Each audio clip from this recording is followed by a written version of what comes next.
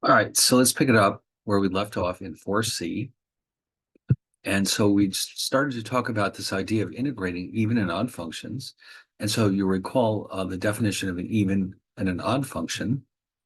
So we have an even function is one in which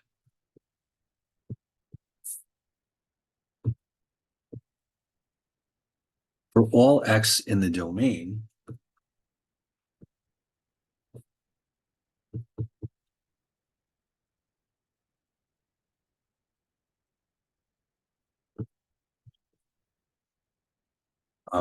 f of x is f of negative x.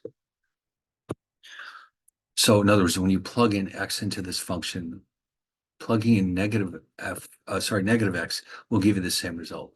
So for example, if f of x equals x squared, f of 2 is 2 squared, which is 4. F of negative 2 is negative 2 squared, which is also 4. And this will be true no matter what x I plug into that formula. Because in this case, this is a quadratic function, and therefore the domain is all real numbers. Now, the graph of an even function is interesting because if you look at this one, for example, we have symmetry from left to right. In other words, there's going to be a value at which the area to the left of that point or that area matches the area to the right. So you can see here, we have the vertical axis,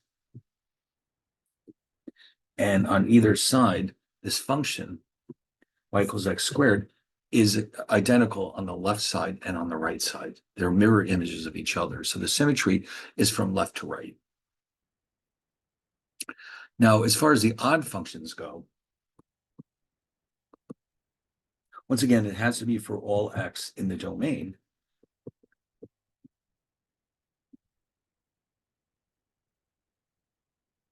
We have instead f of x equals negative f of negative x. Okay, so a good example of this would be y equals x cubed. Yes, this one. Now you can see the main difference here is that there is symmetry here, but the symmetry is considered to be with respect to the origin.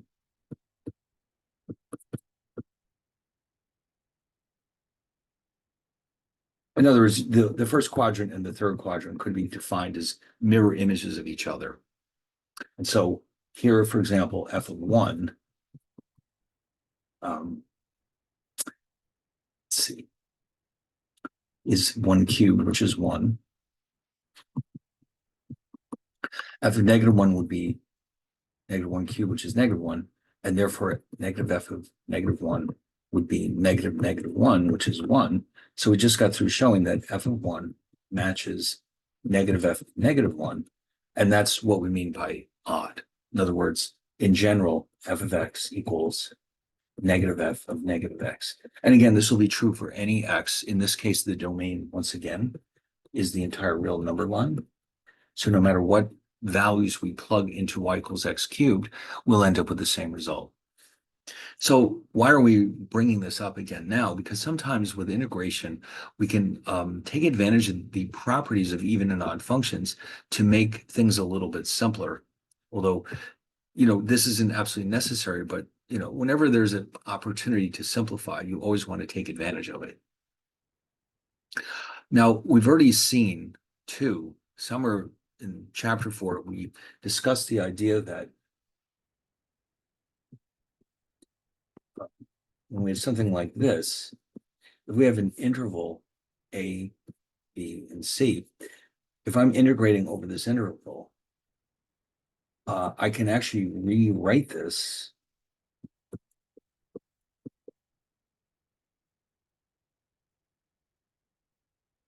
and basically break it up into two parts. I can then integrate, instead of the entire interval, I can integrate different parts of it and add them up, and I'll still get the same result. And so again, you might say, well, why would we do this? Well, sometimes it might come in handy.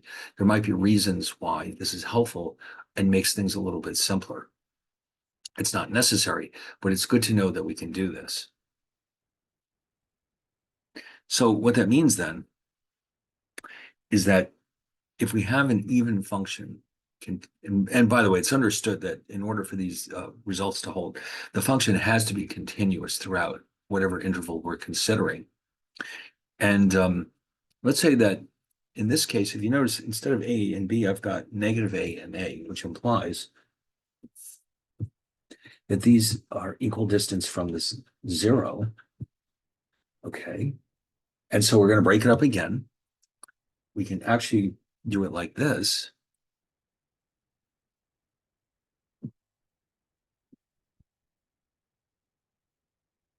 Why don't we try it this way? Negative a up to 0. And then again from 0 to positive a. So this is exactly what we just did a minute ago, except that this time, the unique part of this is that because this is an even function, these are equal to each other. Now we're getting somewhere. In other words, we're taking advantage of the idea that this is an even function, and because of the symmetry from left to right, we know that by breaking this up into two equal pieces, each one of these has to have the same value. So what we can do is, instead of taking two integrals and adding them up, we can just go ahead and double one of them. Okay, because we'll end up with the same answer. Okay, that could come in handy. It could save us some time. So why don't we look at an example? Oh, by the way, this doesn't work for an odd function. For an odd function, again, because of the symmetry with respect to the origin, we're going to wind up with 0. Okay, why is that? Because if you look at the graph of equals x cubed,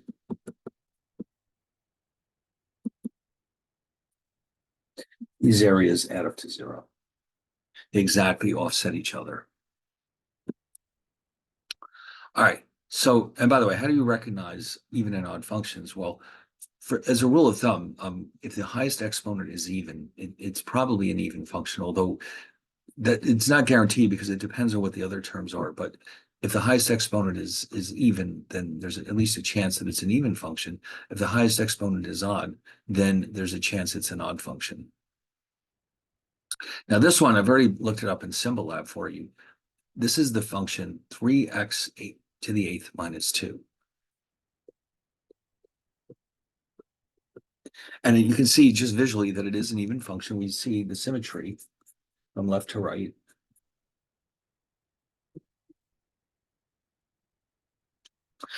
And so what that means then is that if we integrate over this interval and then this interval and add them up, we'll end up with the correct answer. But it also means we can take double the integral of either this side or this side. Okay. So in other words, imagine if I call this left-hand side A1, if there's A2, we know that these are equal to each other. So the total area is either A1 plus A2, or we can think of it as 2A1 or 2A2.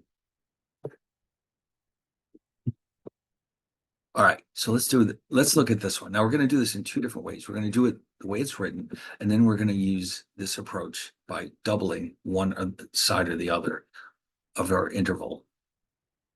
All right, well, first things first, you might recognize that, as is so often the case, if we're integrating a polynomial like this, we can break it up into individual pieces and add them together, okay? And for each one, we'll apply the power rule, which, as you recall, power rule for integration tells us this.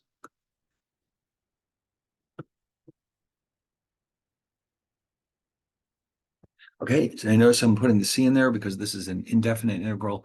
If we have a definite integral like this one, then we don't need the constant because we're going to end up with a constant as our result. Okay, so we only need the C when we're doing indefinite intervals, which means there's no upper and lower limits of integration.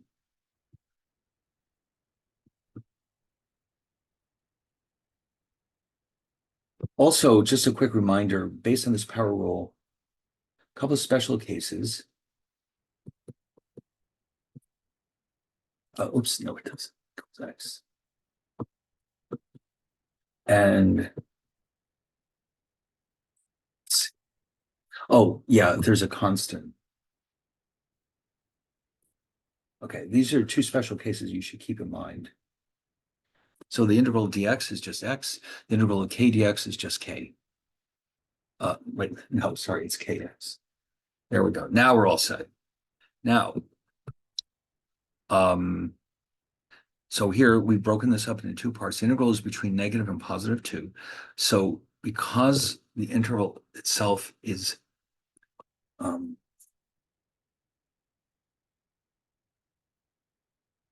evenly spread out across the horizontal vertical axis, we can actually choose to integrate this directly, or we can break it up into two parts from -2 to 0 and 0 to 2. And we're going to do both of those. So first, let's break it up. One more thing I wanted to remind you of is that you can always factor out constants from these integrals. It's probably a good idea because it makes it harder for you to see what rule you're supposed to use if there's a constant hiding in there. Often your best bet, because often the biggest challenge with integration is recognizing what rule we should be using. And so the constant kind of gets in the way of that. It disguises basically what you're doing. So you probably should always move your constants to the outside. And now here you can see very clearly that this is going to end up being x to the 9 over 9 because n is 8. And now this one is that special case. So down here you can see you've got the 3, x to the 9th over 9, then -2, and this becomes x. Now, let's remind ourselves what this notation means here. This is a definite integral, and so what we have to do is evaluate the function at these two endpoints. In fact, if you recall the notation we used, this would be 3 times capital F of 2 minus capital F of -2, where those capital F's are integrals or antiderivatives. And over here, we'll have -2. And then we evaluate at the same two endpoints. And that's how we're going to get our final answer. And that, by the way, is coming from the fundamental theorem of calculus.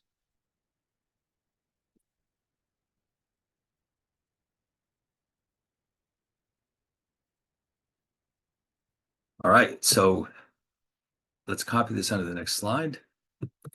And now we're just doing some algebra. We just have to be a little careful. So again, once again, we have 3 2 to the 9th over 9. Now remember, you're subtracting the second term.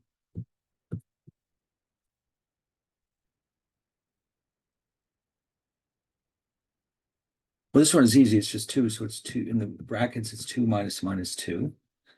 2 to the 9th happens to be 5/12. So here we have 5/12. -2 to the 9th is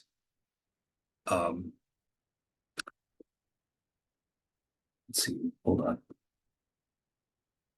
Minus 5/12 over 9. But remember, we're subtracting. So that means we're actually adding. So here, let's simplify this just a little. Now over here, we got -2. 2 minus -2 is 2 plus 2, which is 4. So what you actually have here is -2 times 4. And then if you consolidate these two terms, you'll end up with 1024 times 3 minus the 8. This 3 times 1024 over 9 is 3072 minus over 9. Here I'm just going to create a common denominator of 9, so that becomes 72 over 9, and end up with exactly 3000 over 9, which reduces to 1000 over 3. So there's a lot of steps here. We just have to be really, really careful. Even if you understand the rules of integration really well, it's easy to trip up over these calculations because there could be negatives involved. There's a lot of substitutions. So we have to be extra careful here. Now we're going to try this approach. Okay. And we're going to see that, of course, we'll get the same answer. So let's do it this way. This is going to be replaced with 2 times the integral from 0 to 2 of the same function. Now, this time, let's see, we're going to take this and turn it into this, 3 times the integral of x to the 8th dx minus 2 times dx. But don't forget, this 2 has to be on the outside. This is the new part. We didn't have that 2 before. Now we evaluate these integrals, not from 2 to negative 2, but from 2 to 0. Okay, let me copy this to the next slide. Oh, it's already there. Okay, and now we make our substitutions. So we'll have 5 12/9 minus 0. Okay, that's just 0. Minus 2 times 2 minus 0. And then we'll have, this reduces to just 5/12/9.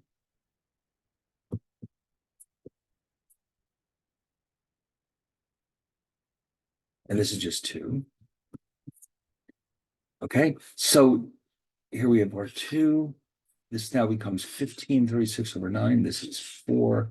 And then we create a common denominator. And we end up with 2 times 1500/9. Ah, there we go. That looks familiar. Very good. Wow, that's a lot of work. But so basically, although it's hard to tell just by looking at it, when we split it up into 2 pieces and then doubled it, what you're essentially doing is saying this area, let's call this A1 and A2. And this, we'll call this, I don't know, A3. How about that? So what we're basically claiming here is that 2A1 is equal to A3.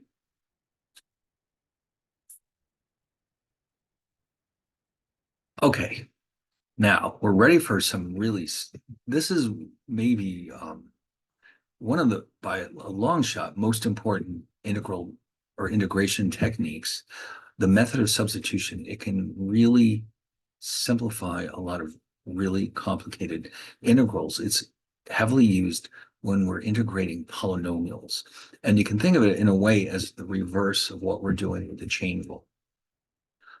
So here's the formal definition. So I think what we're going to do is jump over this and take a look at some examples. I think once you've seen a few examples, it'll start to make sense. Okay, we can come back and revisit this later on, but this is the formal statement of how to use the substitution method. But I think our best bet is to go ahead and practice examples. Now, I do want to mention here that it's not always obvious what you're supposed to substitute. If you make a substitution that results in a messier integration, then that means you did something wrong and you can go back and try it again. So let me show you how you would do something like this. You notice you've got a polynomial times another polynomial. And one of them is raised to the 4th power. So here's what we're going to do. Let's try this approach. Let u be what's in parentheses. And then what you've actually got here. Oh, by the way, before I forget, I would like to rewrite this ever so slightly. You'll see why in a minute.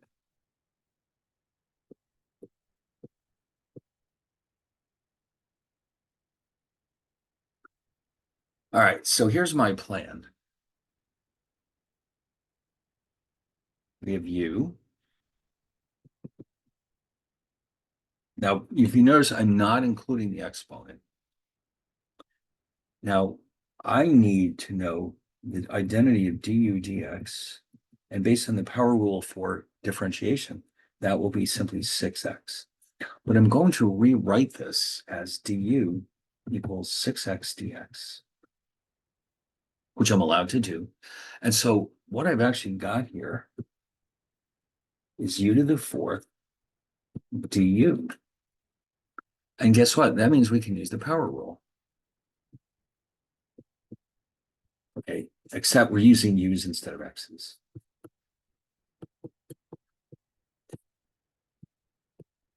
So that means this works out to be u to the fifth over 5 plus c. And now I just have to replace the definition that I chose for u, which is 3x squared plus 4 to the fifth over 5 plus c.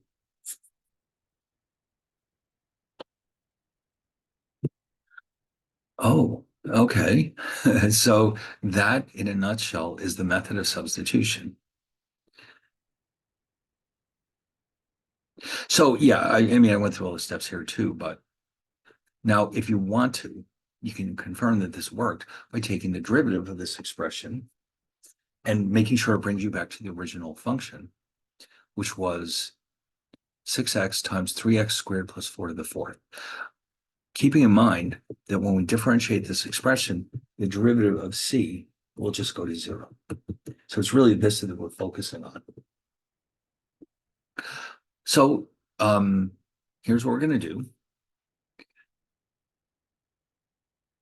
We're going to use our old friend, the chain rule. And so how does that work again? Dy dx.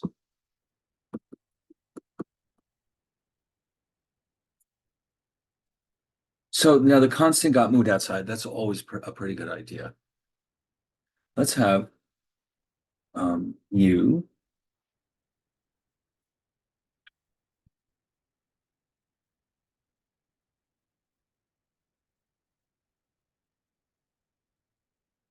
which implies that y equals u to the fifth, by the way. Okay. Then du dx is 6x. Dy du is 5u to the fourth. And so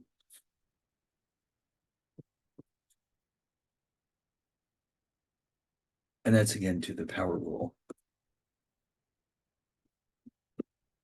5u to the fourth times 6x. And now we replace u with the 3x squared plus 4 to the fourth. Oh, but I almost forgot. There's a God, I almost missed it. The 1/5 is still sitting out here. Yeah, this, don't forget about that. What we just did here is just this piece. So that means the final result is 1/5 times 5, 3x squared plus 4 to the fourth times 6x, which reduces to 3x squared plus 4 to the fourth times 6x. So we just proved that we did the integral correctly. And you can always feel free to try that. Okay, but ultimately the bottom line is the integral of this indefinite integral is 3x squared plus 4 to the fifth over 5 plus c. And don't forget the c. Okay, I'm sure that the assignments that you're doing will mark you wrong if you leave out the c. All right. Now we're going to get more practice with this summary, but it's the same basic strategy each time. Like here's another good one. All right, what do we do here? By the way, I do want to point out one thing. If you're not sure where to put your u, it usually is the term that has the highest exponent in it. So here, for example, we're going to go here. And like I said, if you get it wrong, if you guess wrong, let's say you let the u be the 3x squared, what you would discover is that either you don't have enough information to finish the problem, or else you've just made a bigger mess. Not a problem. You just go back and try it again. All right, nothing wrong with that. So here's what we're going to do. So you've got u,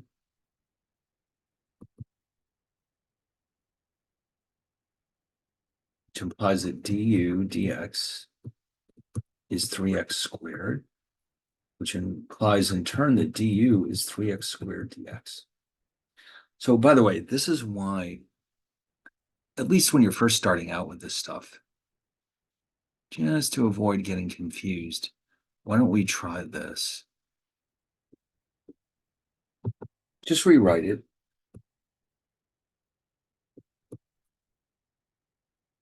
The reason why this is potentially helpful is because you can see right off the bat, you do have a du in your integral. If you're missing that, you're not going to get your answer. And here, this is just simply mu squared, which means we can go ahead and use the power rule. Wow, this one was pretty straightforward.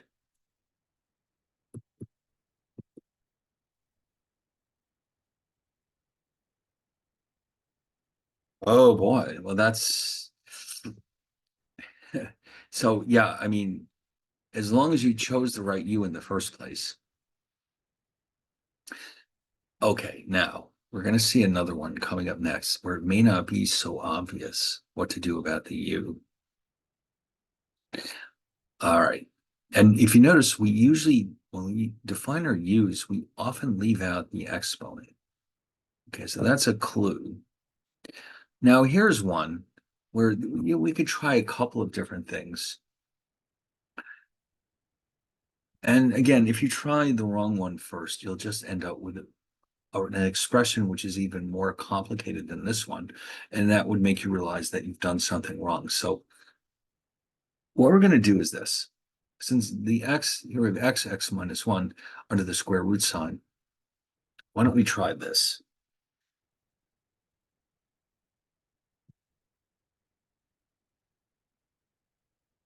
If it doesn't work, it doesn't work.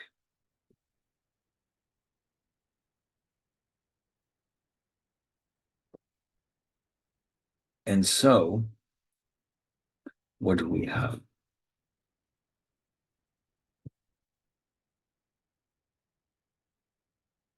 Um, okay, so now this is where it can get very interesting. You notice this x hanging around up here. Look, watch what we can do. Ooh, that was clever. The x becomes u plus 1. This is radical u, and this is du. Oh, wow, that looks kind of messy. So here's what we could probably do. Now, remember, sometimes we find that it's easier to split these up into two terms.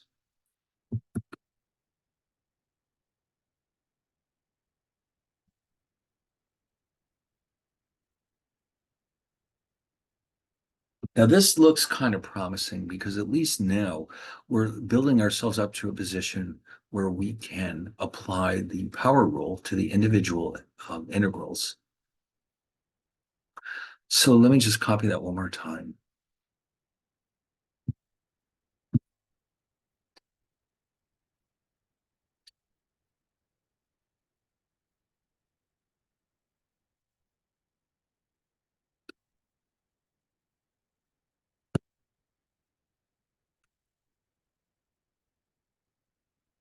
So what I want to do here is this.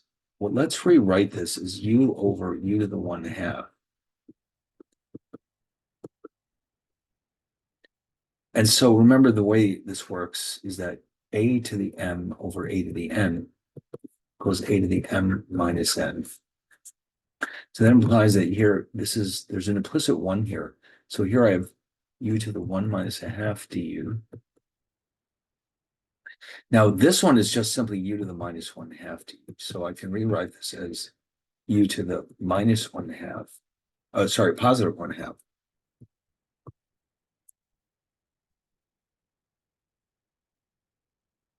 Plus integral of u to the minus 1/2 du. Now we can apply the power rule to both of these. So when you add 1 to 1/2, you get 3/2.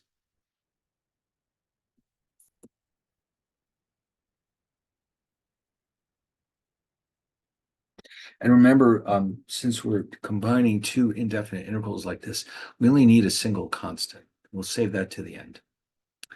And then um, this is kind of messy. So let's rewrite this.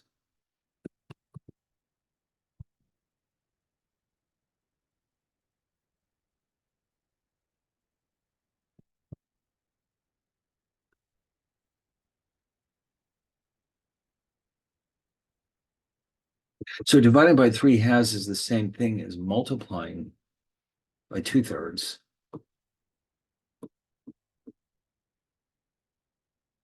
And then similarly, dividing by 1/2 is the same thing as multiplying by 2. And now I have to replace these u's with the original term that we chose. We chose u to be x minus 1.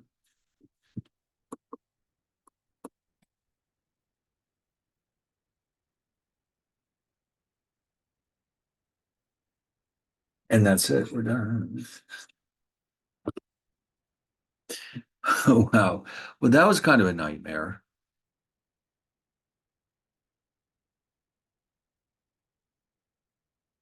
Wow.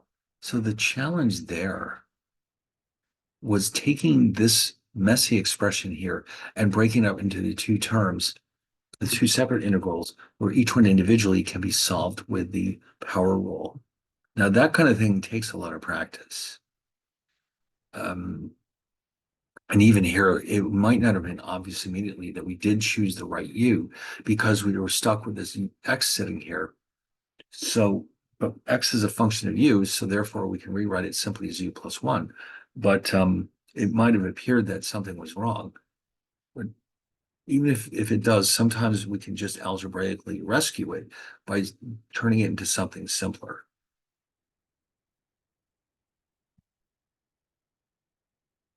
Now, sometimes we might find that the integral we're working with probably does need the method of substitution, but we may discover that the dx part is not working out correctly. If the problem is that we're missing a constant, meaning that we need 2x dx or something like that when we only have x dx, then we're allowed to do something interesting and basically turn it into something that we need. Just like when you're combining two fractions with different denominators, you're allowed to rewrite them to express them in terms of a common denominator because it's convenient and it's still algebraically valid. So here, what you can do, and this is a perfectly valid step.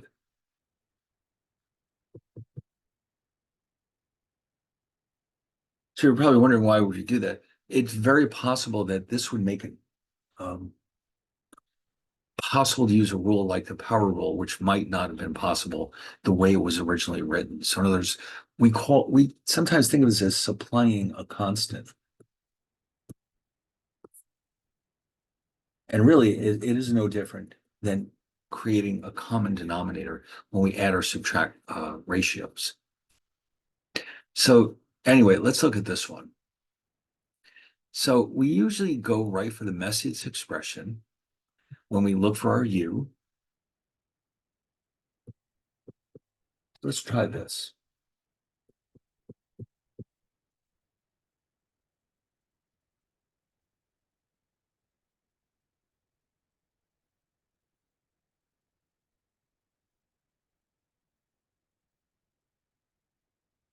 Now, even if I rewrite this expression, oh no. See, what I'm aiming for is this should be u to the 1/2, but I need a du and I don't have it. I need 2x dx, but I only have x dx. So what I'm going to do is use this property I just showed you, supplying a constant. I'm going to multiply the outside by 1/2 and then multiplying the interior by 2, which I can write like this. The important thing is these are equal to each other. Okay. You can see why, because this 1/2 multiplied by this 2, they'll just cancel each other out. But look what I have now. All of a sudden, I have u to the 1/2, and I have my du. Oh, now I can go ahead with the power rule.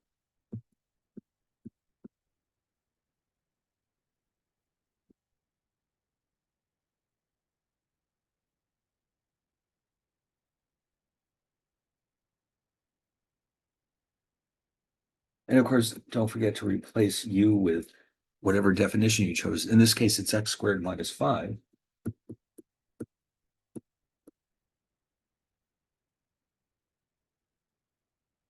And that's your final answer.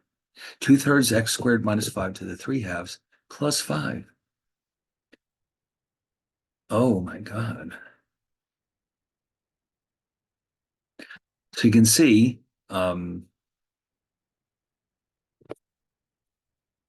oh my God, you know what I just realized? I blew it. I forgot about the 1/2 on the outside here. What you're seeing here is only the integral. Yeah, you see what I did? I missed this 1/2. Ah,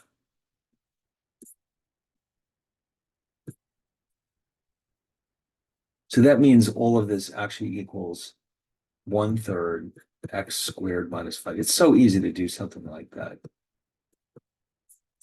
Yeah, see, that's you can't just ignore this 1/2, which I sort of did.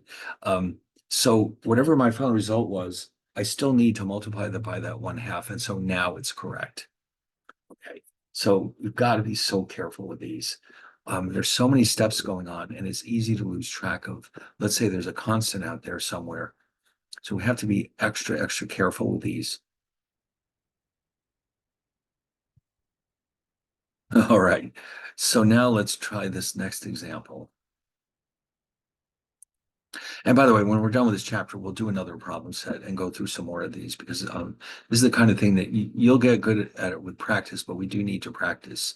So let's look at this one. Let's try u equals x cubed plus 5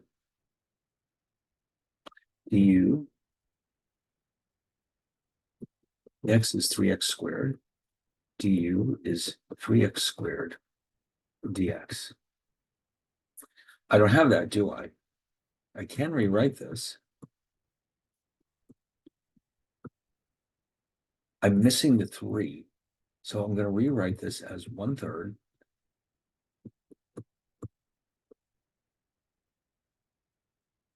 So I'm supplying a constant 3. Now I have u to the 9th du.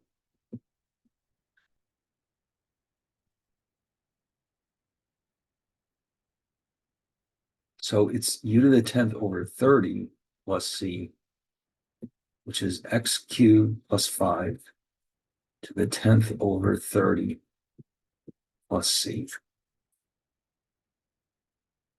That one was a little bit more straightforward.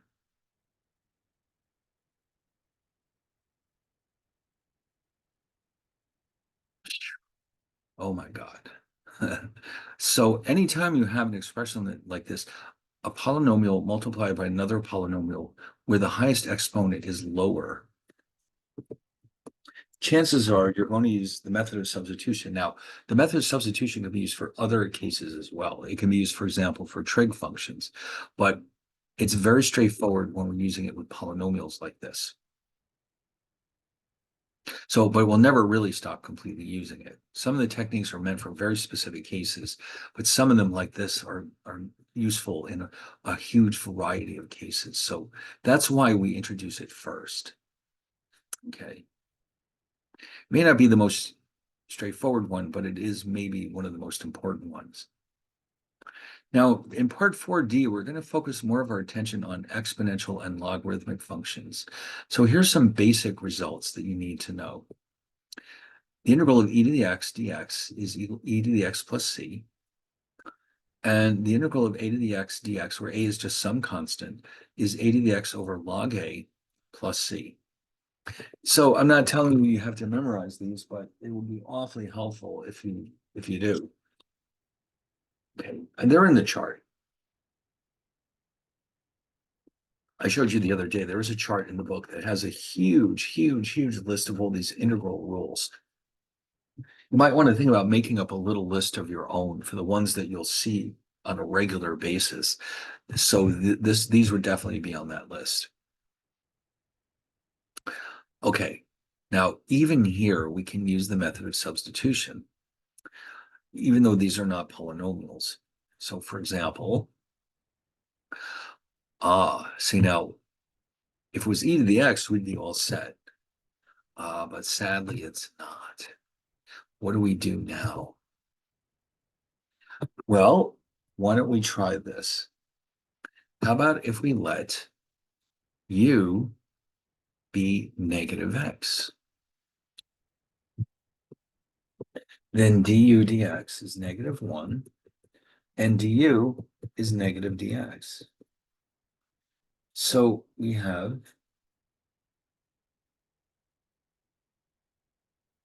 a problem. We need, in order to integrate this, we need a du. We don't actually have it because du is negative dx. So we're going to supply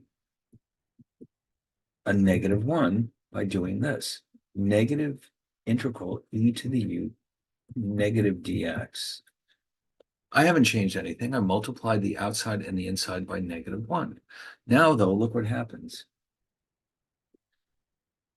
So now I've got negative e to the u plus c, negative e to the minus x plus c. And don't worry about the impact of this negative on the constant. We just write the constant as a c. We don't care if it's negative or positive, but we do need to apply it to the e to the u. So the final result is minus e to the minus x plus c. Oh my God. So what we had to do here is use the rule for exponential functions. We needed the method of substitution, and we needed to supply a constant. For such a simple looking function, that's a lot of work. Okay. Now, what do we have next? Oh my God, look at this catastrophe. Now remember, when we're choosing u's, we try to go for the highest power of x that we can find if it's not a trig function, for example. So let's try this.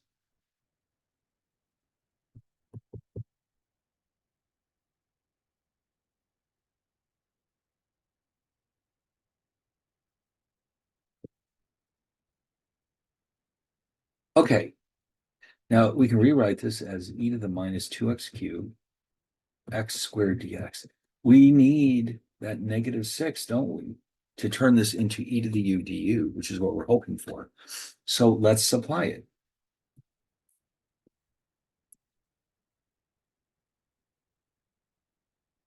Of course, I haven't changed anything. I'm multiplying by negative 6, and I'm multiplying by negative 1 over 6. So the total result is the same, but I now have minus 1 over 6 integral of e to the u du.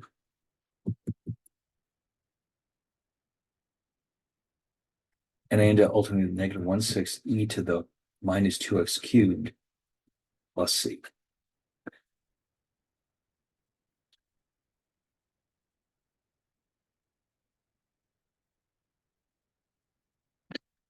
Well, so now you can see,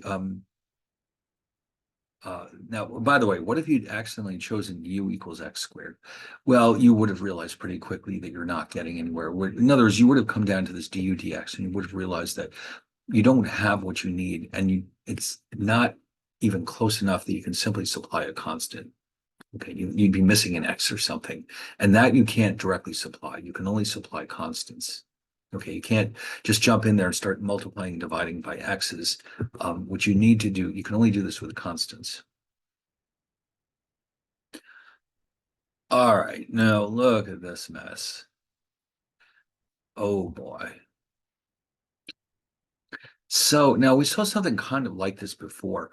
Let's go to the messiest part of the expression, which is the radical 1 plus e to the x, and let's just let u be 1 plus e to the x. Now that may not be right, but it's a good starting point. Okay, we won't know until we work it through. If we get to the end and we don't have what we need, in other words, we can't create a du, then we know to go back and start all over again. There's only so many things that could be u in this equation. Okay.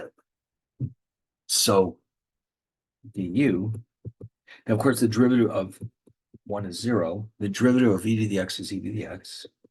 The du is e to the x dx. Now, this one worked out rather well because we already have our du.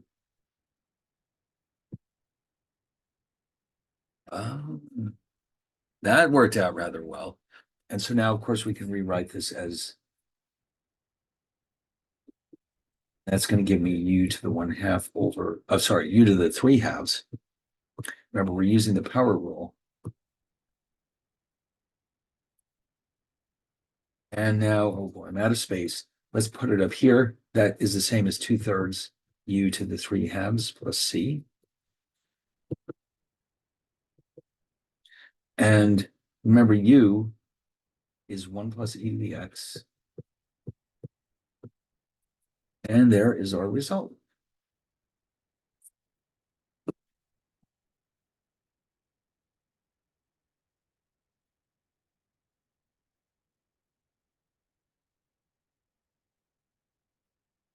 All right, let's try one more.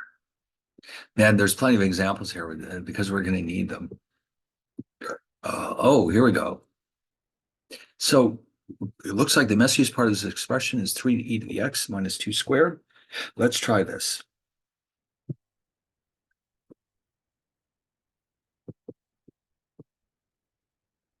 Okay, so du dx is 3e to the x, and du equals 3e to the x dx. Now, do we have that? No, but we're very close. We're only missing a constant. We need a 3, so let's provide it.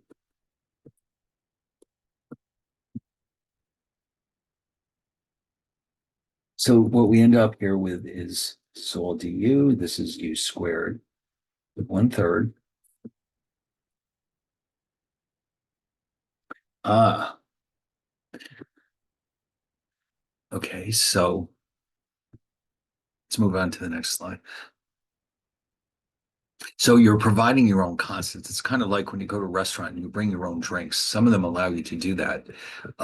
Instead of bringing your own drinks, imagine a restaurant advertising that not BYOB, bring your own bottle. It's bring your own constant, BYOC. That would get a lot of people's attention. Like, what do you mean a constant? Why do I need a constant? Well, you never know when you might be integrating at your table. Okay, so we use the power rule.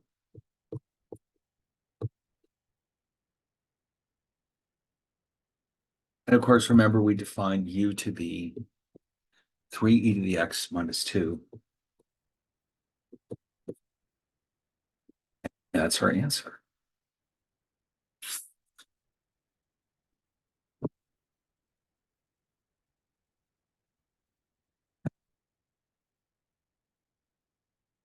All right, 1/9, 3e to the x minus 2 cubed plus c.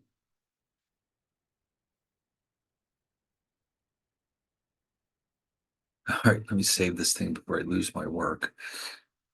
Ooh, now this one looks a little tricky. Now, by the way, all of a sudden here we have a definite integral. Oh boy, what do we do? Well, I think that it's pretty clear that the exponent is the part that's going to be the u. So we're aiming for an integral in the form of e to the u du.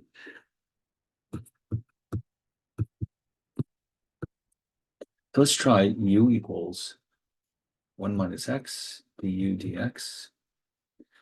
Let's move this somewhere else.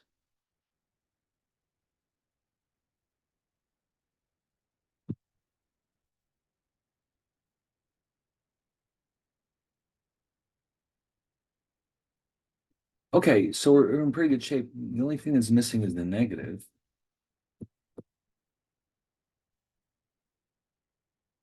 So I can supply, because it's -1, I can supply any constant I need as long as I multiply and divide by that same number. Or in this case, multiplying by -1 twice is going to bring me back to the original expression. And now all of a sudden I have exactly what I was hoping for. But this time I have to evaluate it. So I don't need, sorry, I don't need that constant. I'm evaluating it from 1 to 2.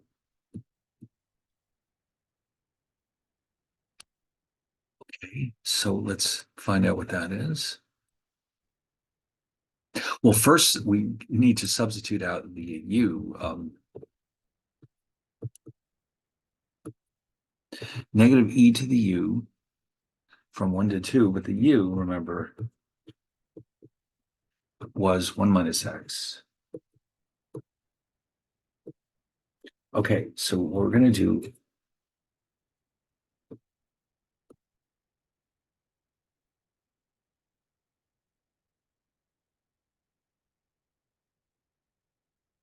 so you got to be so careful with all these negatives floating around. Um, Remember, you're subtracting. This is what we're doing here. Okay. So we end up with, so either 0 is just 1.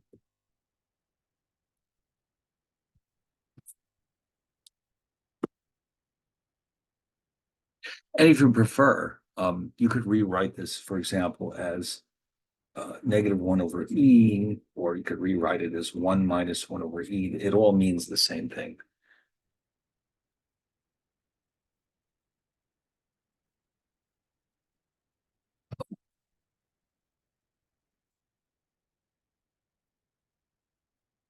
All right, here comes another one. So let's try u equals 2x. Remember, what we're trying to do is convert this into e to the u du.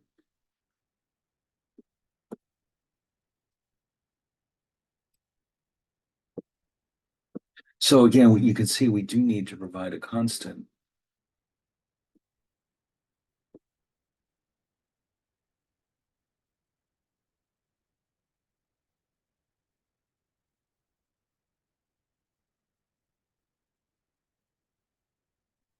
All right, so let's keep that one going.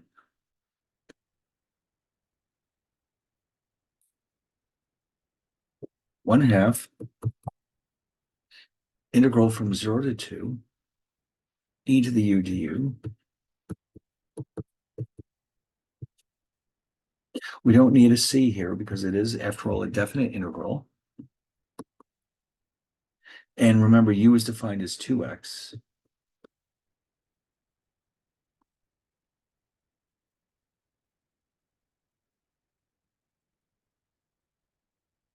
This is, remember, what we called in a previous chapter, f of 2 minus f of 1.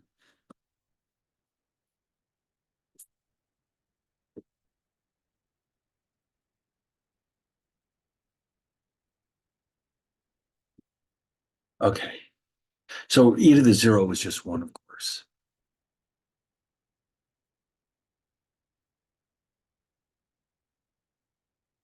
Okay, so let me leave it there for a second so you can see what's going on.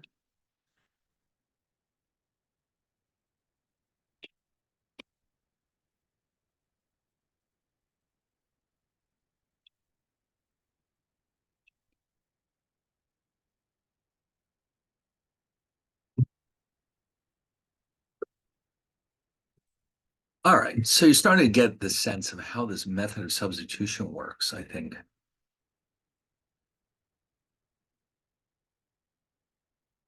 Now, here's one. This is kind of a physics application, or no, I shouldn't say physics, biology. Um, let's say we have the rate of growth of a bacteria is given by qt of t is 3 to the t power. That's an exponential function. And if you look at this thing, well, let's just say it grows quickly. So t is the time in hours. Q of t is measured in thousands of bacteria per hour. So we're being told that this culture has 10,000 bacteria initially,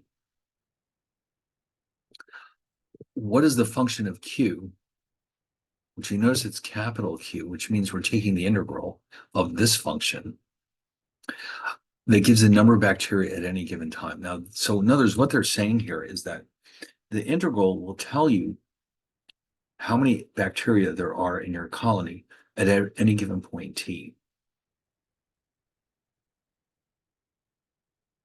So what you're doing here is integrating the function q of t dt, which is 3t dt. Now, if you recall, we did introduce something like this before. We haven't used it yet, but this is the one that involves logs.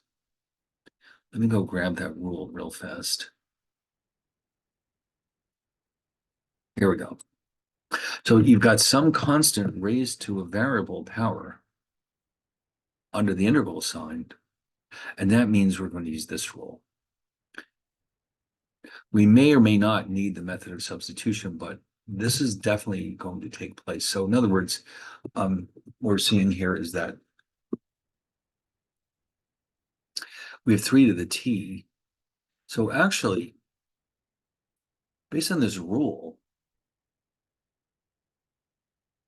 this would leave us to 3 to the t over log 3. Now, here's the thing though, they're giving us an initial value. And so what that implies is that you'll be able to figure out the constant.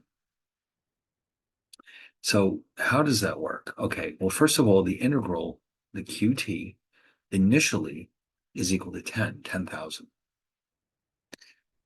So that means, so q of t, the integral of this function we just got through showing is 3 to the t over log 3 plus c. The initial value of this is 10. We're using 10 to represent 10,000. And also, by valuing this at 3, well, t equals 0, that means, as you can see down here, 3 to the 0 is just 1. So this is implying that 10 equals 1 over log 3 plus c, or this is the constant.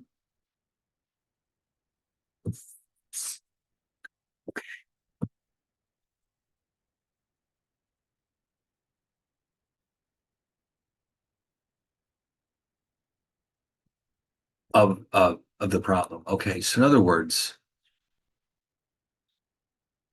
that means that this function q of t could be rewritten as this, because this is the constant. Now, what they want to know is, well, so this is actually the final answer when you come right down to it, because they just wanted to know what function will give you the number of bacteria at any given time. This can be solved now for the number of bacteria at any time. For example, 2 hours from now, we can solve this at t equals 2. And you can see I've just replaced the t's with the 2. And that works out, if you plug that into your calculator, it's going to be approximately 17,282. So if we start with 10,000 bacteria, according to this formula, in 2 hours, we should have approximately 17,282. But the key to the whole thing here is that by knowing the initial value of this function, we're able to solve for our constant. And now we can solve for this t, q of t at any time we need. You can see the potential, how this could be so insanely helpful. All right, now look at this thing. What are we supposed to do with this? Well, it looks like there's 2 ways we could go.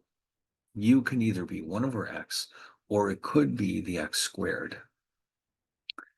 So just for the heck of it, why don't we try u equals x squared and see if that helps us.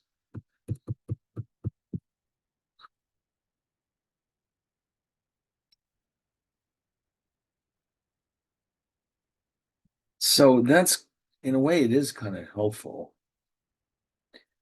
except that, what do we have?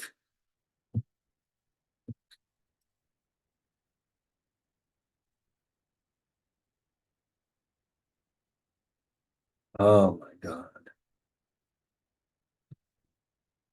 Well, we need the two. I'm not sure that was the right move. Because what do we do about this 1 over x? It's not a straightforward function of x squared. So I would say that we goofed.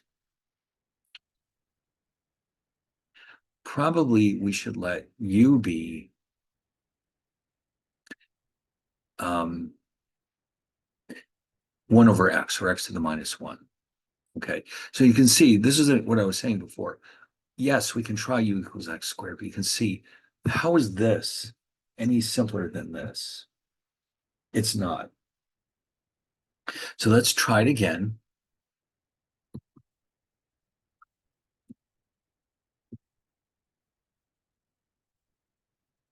Or if you prefer, x to the minus 1. Let's see what that gets us. So if you want to do it like this, you can write it as x to the x, e to the x minus 1 times x to the minus 2. So you can do, if you choose x to the minus 1 or 1 over x, it's the same thing. Based on the power rule, du dx is negative x to the minus 2, or else you can say that du equals minus x to the minus 2 dx. So you can see now, by writing it like this, it's more noticeable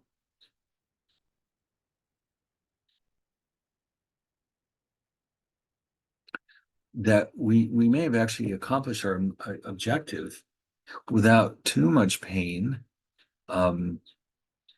because the only thing that's missing is the negative.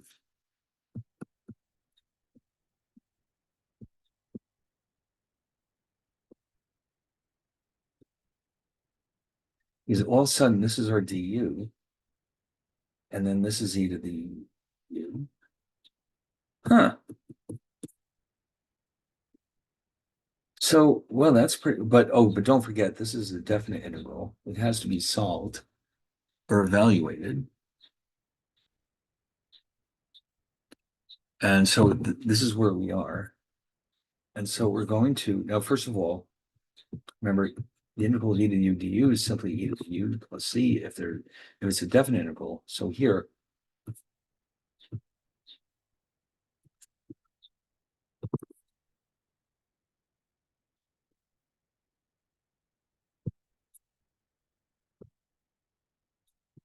and so now remember too, u equals minus x to the minus x to the minus 1. So we'll have e to the 2 to the minus 1 minus e to the 1 minus 1, which is what you're seeing here. Oh, I almost forgot there's a negative. Oh my God. Yeah, remember we needed that negative to make the du. So you see, this is what I'm saying. It's so easy to goof this up. Um, and so ultimately you're going to end up with minus e to the 1 plus e to the 0, which is minus e to the minus 1 plus 1. So yeah, you got to watch that.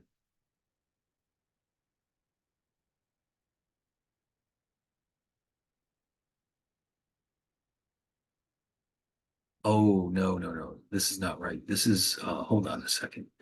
There's something not right here. Oh, you know why? Because it's not 2 to, it's 2 to the minus 1 power. That's why. This is such a mess. Let me erase this stuff and we'll just go by the notes. I just realized I misinterpreted this as 2 minus 1. It's 2 to the minus 1 power. So in other words,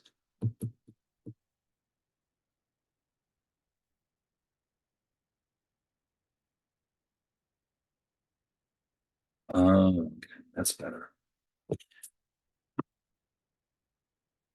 Okay, that's much better. Yes. So in other words, I was careless. This is not 2 to the minus 1, it's 2 to the minus 1 power. And now we're all set.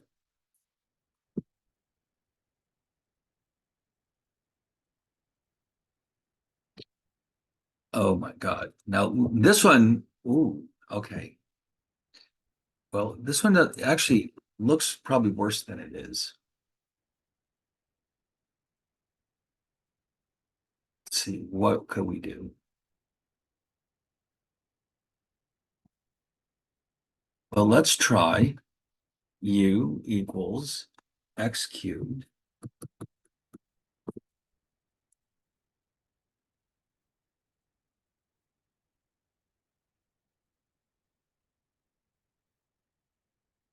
And boy, I don't know. That doesn't seem to be helping. I'll tell you what, let's try u equals x to the minus 2, which is the same thing as 1 over x squared.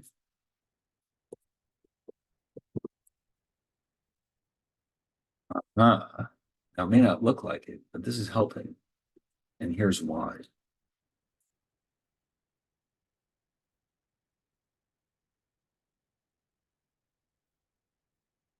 Is we can rewrite this.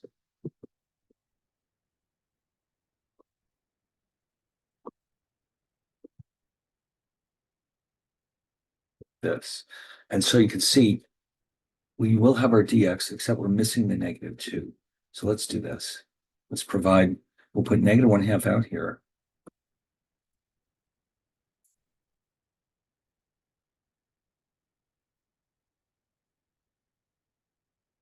And here's our du. There's 4e to the u. So we end up with, let's write this a little more simply.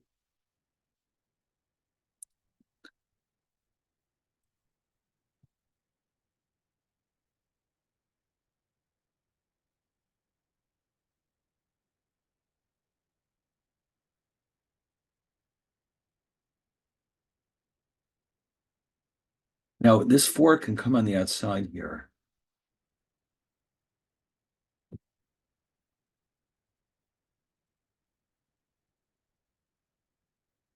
And oh, yes, one more thing. I almost forgot. This one is a definite interval.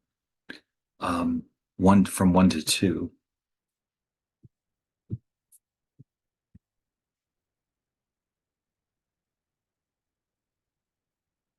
So here we have this. Oh, it would help if we replace the u with the definition.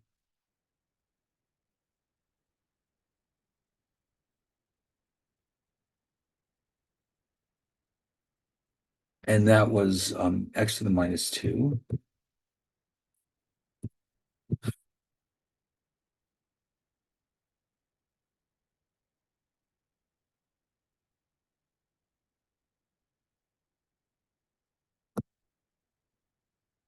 So 2 to the minus 2 is 1 over 4.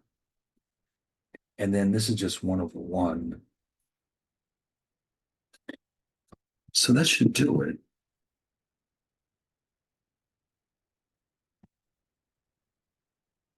Okay, that's good. Perfect.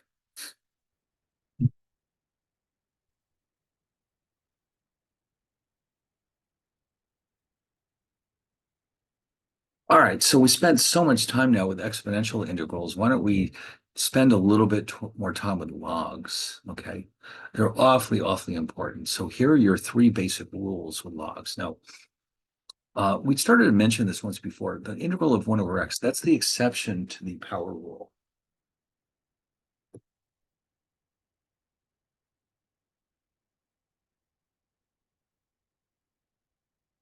This is what the case where n is -1, because x to the minus 1 power means 1 over x. So we're going to end up with a log of the absolute value of x plus c. And here's some more special cases. The log of x dx is x log x minus x plus c. And if instead of natural log x dx, we have the log base a, we have to change it slightly. to this one. So again, you might want to think about putting together a small list of these functions because it'll come in very handy. Okay, you notice it's a lot to memorize. So you might want to put together a little sheet where you put all of these important integral functions. It'll for one thing, it'll help you avoid forgetting them, but it'll also help you identify which one is which. All right, so let's try this one. And so what we're going to do, and by the way, we're still using the method of substitution. Why don't we try this? The messiest part of this expression is the x minus 10.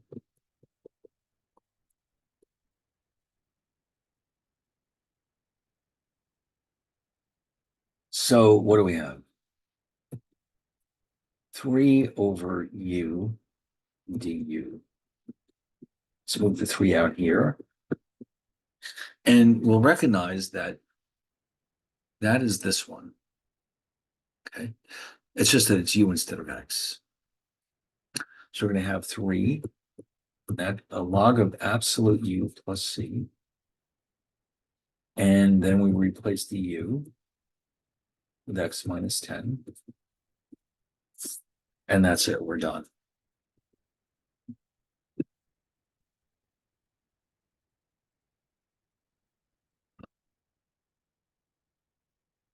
So, again, it's once you've seen enough of these, you'll start to say, anytime x is in the denominator like this, x by itself, not x squared, but x, there's a pretty decent chance that this involves logs.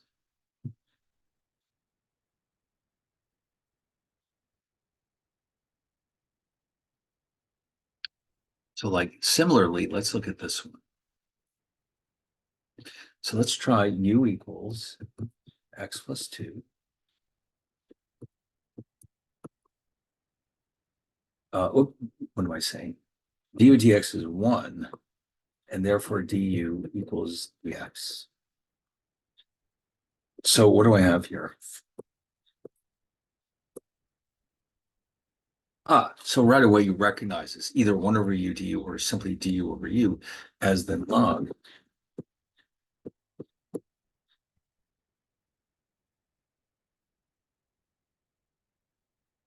Oh my God, it couldn't have been that easy. Yes, it is. Okay.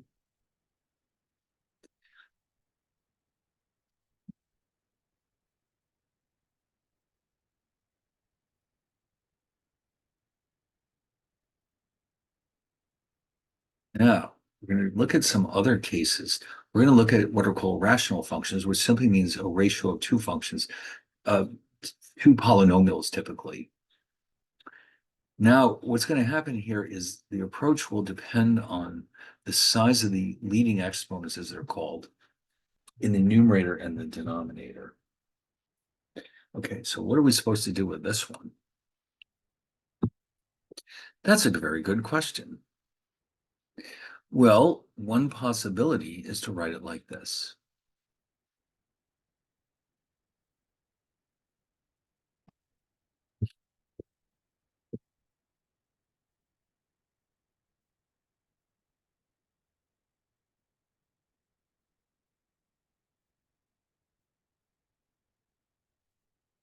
So now let's try this. Suppose that we define u as x to the fourth plus 3x squared. That means that du dx is 4x cubed plus 6x.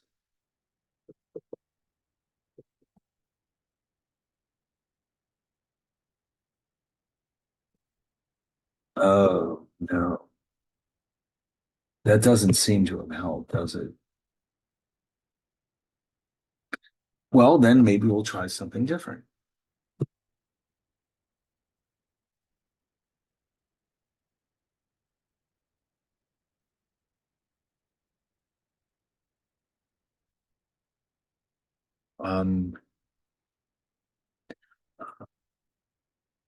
Well, that's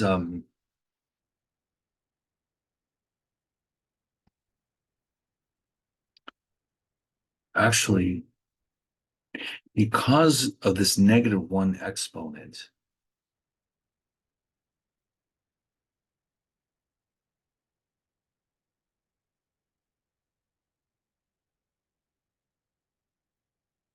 let's see, what can we do?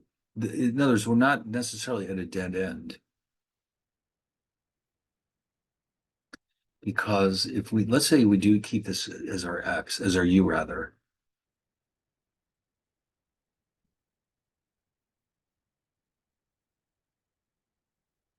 So we decided that U is X to the fourth, 3x squared. Du equals 4x cubed plus 6x. Here we go. So by rewriting this, you can see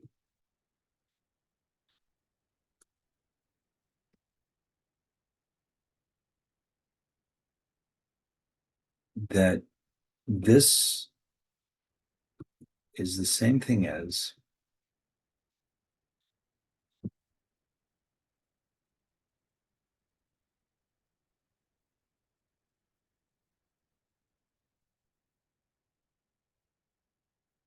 actually, no, I think I have it backwards.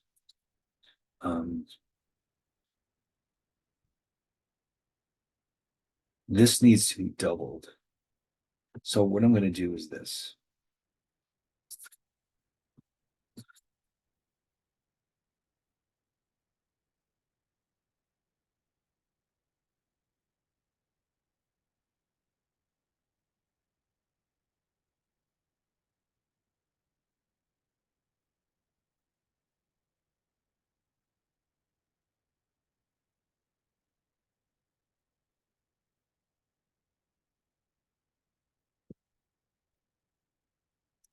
So yeah, I'm just gonna copy this again. 1/2 integral x to the fourth plus 3x squared to the minus 1. And then if you it's 2x cubed plus 3x dx. Now let's rewrite this.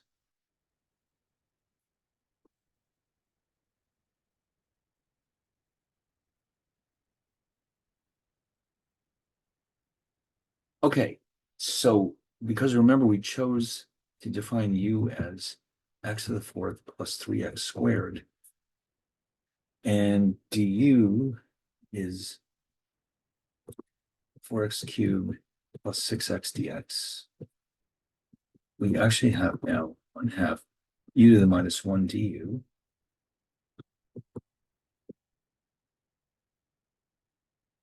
Now it's just a straightforward log. And since we chose u to be x to the fourth plus 3x squared, that's it. Oh my God, what a nightmare that was.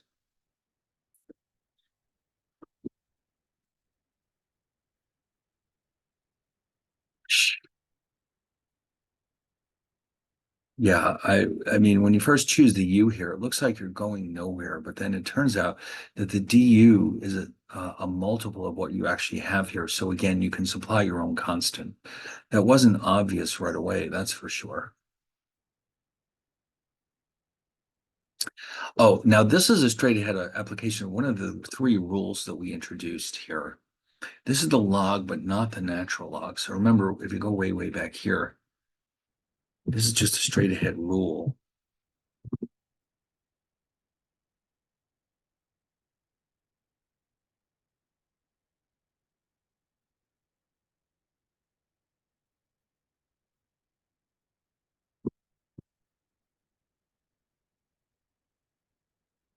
So except, I mean, it's almost identical, except that A is equal to 2. So we literally just plug in the results.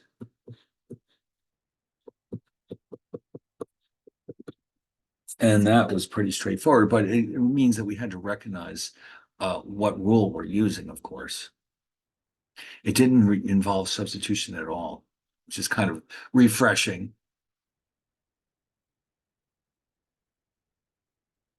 And oh, you knew this was coming. Oh boy, trig functions. Now, Remember, there's a handful of derivatives that we need to remember. The derivative of sine x is the cosine of x, and the derivative of the cosine of x is the negative sine of x. So let's try this. Since the messiest part of this expression is 1 plus cosine x, we're going to, and now, of course, the derivative of 1 is just 0.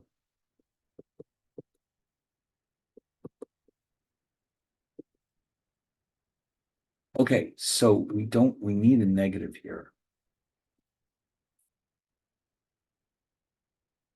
And what I'd also like to do is write it like this.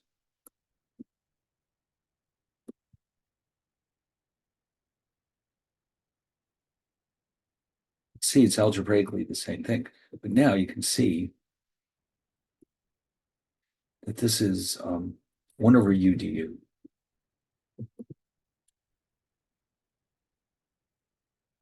Or du over u. And so on the next slide, show that.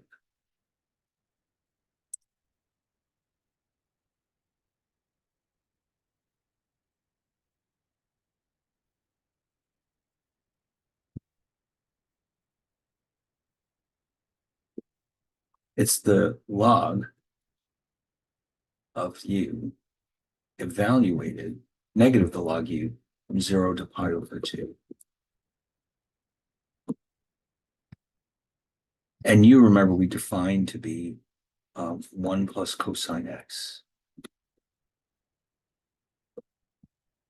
So I have negative log 1 plus cosine pi over 2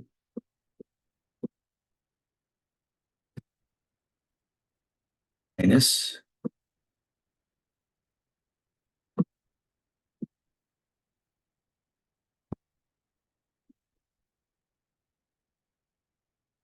and now we can, of course, go look up in our calculators. The cosine of pi over 2, I think, is 1, but I'll just double check that. I have them all memorized necessarily.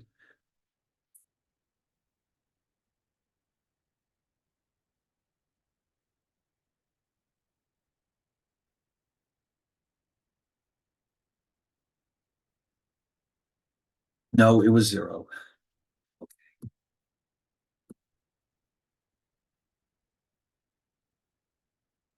Cosine of 0, on the other hand, that might be 1. Yeah, that's 1. Okay, great.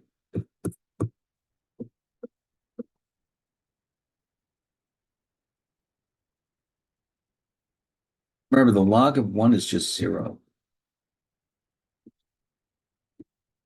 So ultimately end up with simply log 2.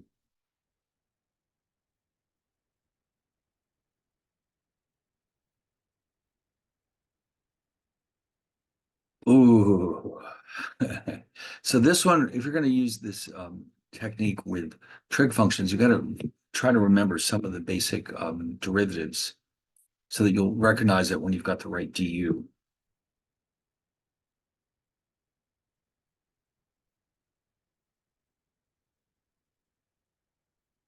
Now, these, you also have to be prepared to take the integrals of the inverse trig function. Now, these do have their own unique set of formulas. And so here's what's going to happen. Here's the 3 basic ones. If you take this expression, now a is just some constant, u is whatever you've decided, u is a function of x.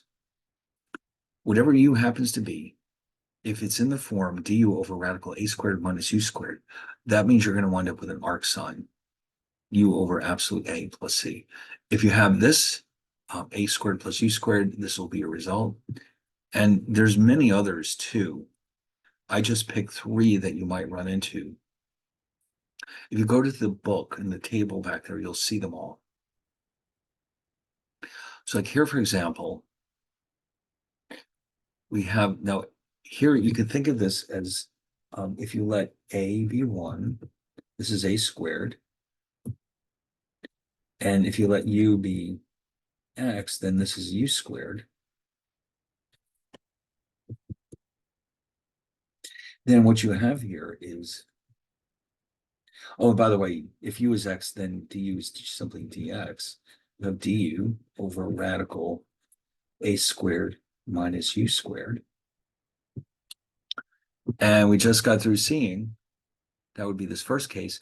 We're going to wind up with arc sine u over absolute a. And then, oh, and of course we have to evaluate this from 1 to a half.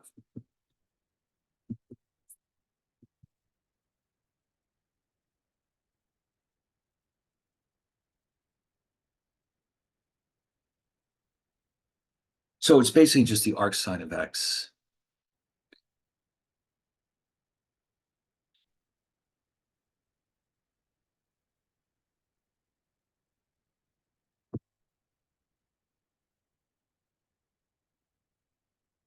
Over the interval from 0 to a half.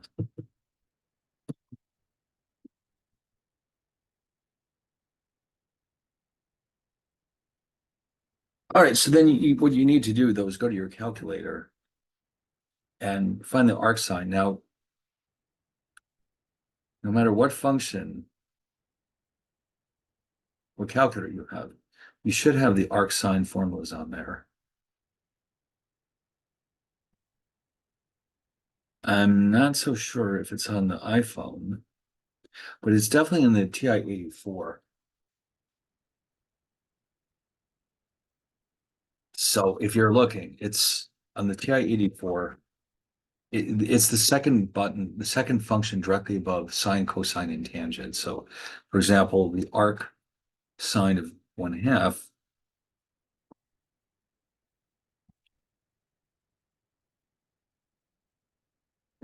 is okay. Hold on. Oh, okay. Hold on 1 second.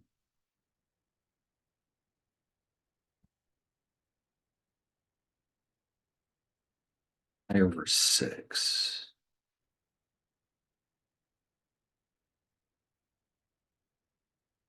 See, it says in the calculator 0.523 something.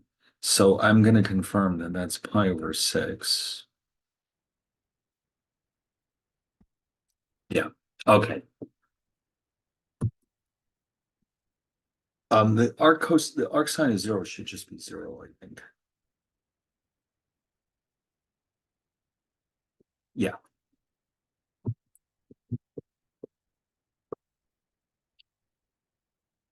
Oh my God. Now this is getting into some pretty scary territory. But what you're looking for here is the pattern. Like, does that look like one of these? Oh yeah, if you think of the A as 1 and the X as U, we're all set.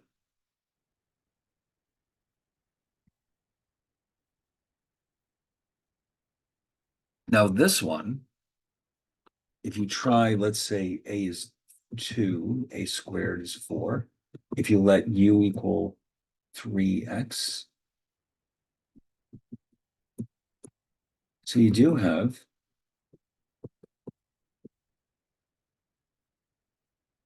and that, as we just saw, looks like we get to do this one again. This one, yeah.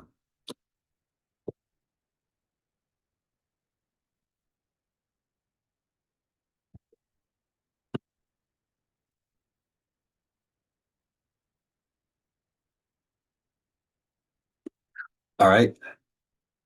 So you have the arc sine of 3x over the absolute value of, well, 2 is positive, so I don't really need the absolute value. Arc sine 3x over 2 plus c. This time we do need the c because it is an indefinite integral.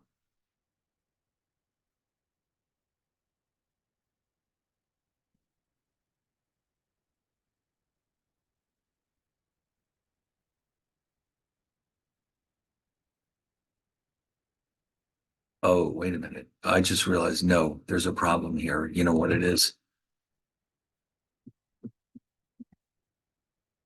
We needed to supply a 3. I forgot the du is missing. So that means, yep, sorry about that.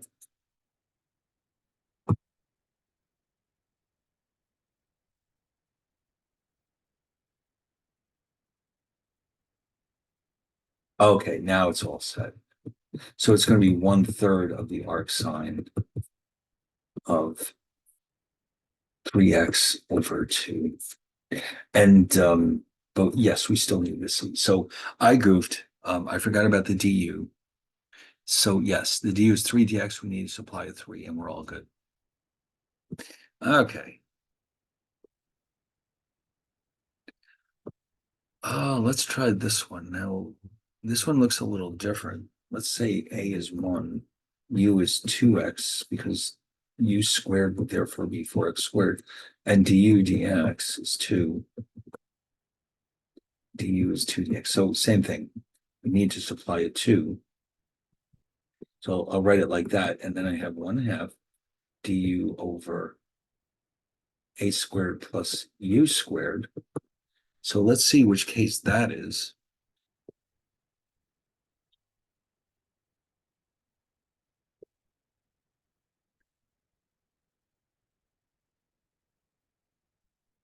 Oh, wait a minute. I must have gone right past it. Oh, it's this one. Okay, good. And if it's none of them, you can still look in the chart in the book. I mean, this is only you're only seeing 3 of them here. There's quite a few others you could potentially encounter. So we end up with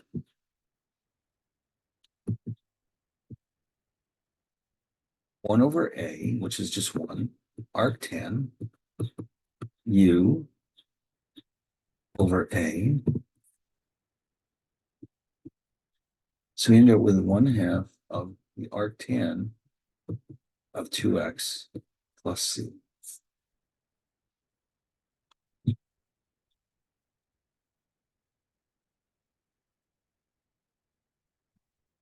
Okay, so what we're going to do is this next.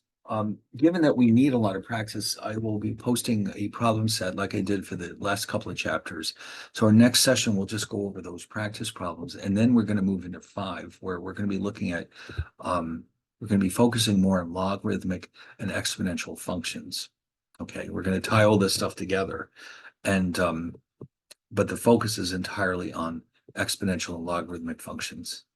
So, all right, so we'll stop this right here. We're actually now done with the new material for chapter 4. So all that remains here is the problem set, and then we'll dive into 5. All right, so I'll see you all next time.